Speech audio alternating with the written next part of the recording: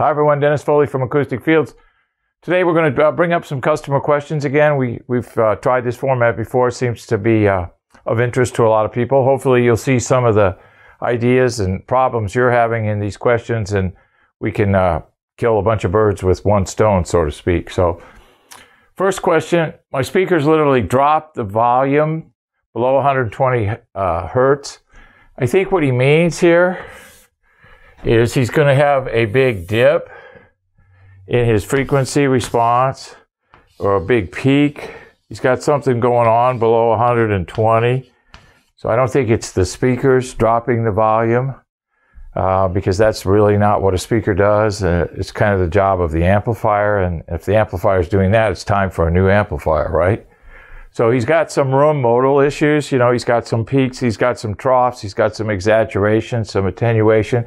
I don't know the room size and volume. This is just literally the exact wording of the question I got. So I tried to fix with GIK panels, 2 each sidewall, 4 bass traps in both front corners. Result was not satisfying. And this is an issue that we see all the time. Come across my desk here. And here's what you have to realize.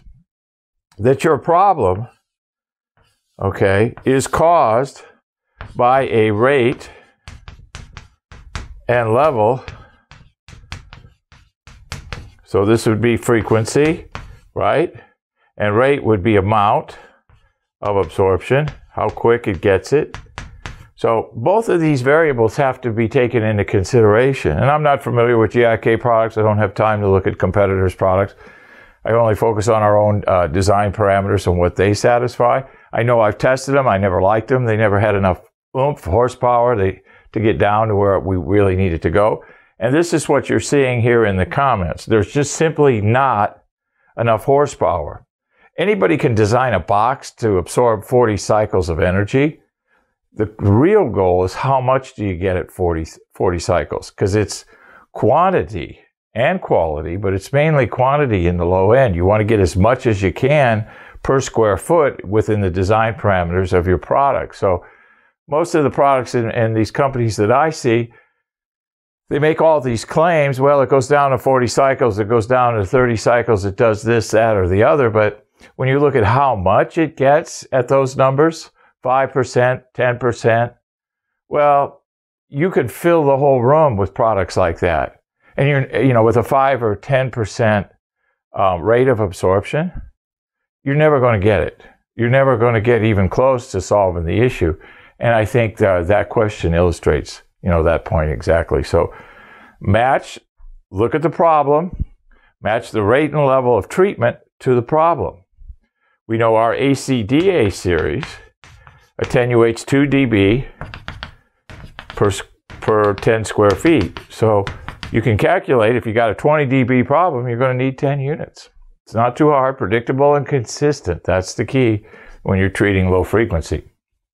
Number 2, I would like the bass clean and punchy where it complements the mids. Boy, do we hear this every day. So, we have that term for the low end. We call it a slang term. We call it mud and soup.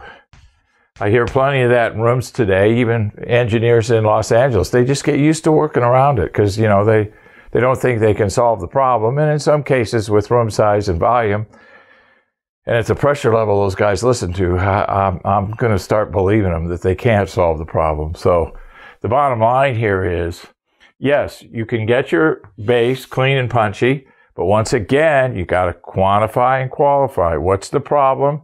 Let's assign the right rate and level of treatment to deal with the issue, okay? Guessing is gambling. We don't do that, remember? We have predictable and consistent performance in all our products measured by independent labs. Qualify the problem, quantify the treatment. It's not too difficult, okay? There's a slider photo on our homepage about a London project where I did the design work and the owner did the building. And he's got a lot of guitars in that photo. And the question was, are those guitars Helmholtz resonators? Well, here's, I think, where we get a little bit askew in our thinking, okay? A guitar is maybe a Helmholtz resonator at some frequency, but that's not its function. It's really a tone generator. You know, it's a musical instrument. So it's really not designed to absorb sound. And a few guitars around in a studio wouldn't have the surface area to really have much of an impact.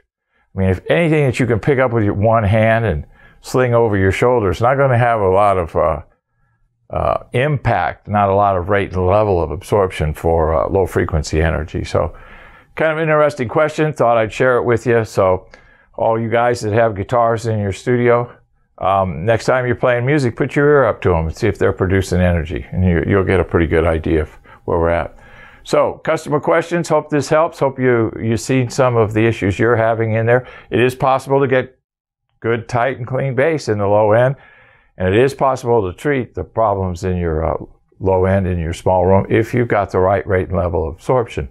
Thank you. Thank you for watching this video, and if you liked it, please give us a thumbs up. We also have a newsletter that you can subscribe to, so please do that because we offer special price discounts to only those on our newsletter. And then don't forget about our forum. We have started a forum on our own website where people ask questions, and I usually get a chance every couple days to look at it. There's an interchange between people on the forum, and we'll give you real answers on a regular basis, so that'll help you. Thank you.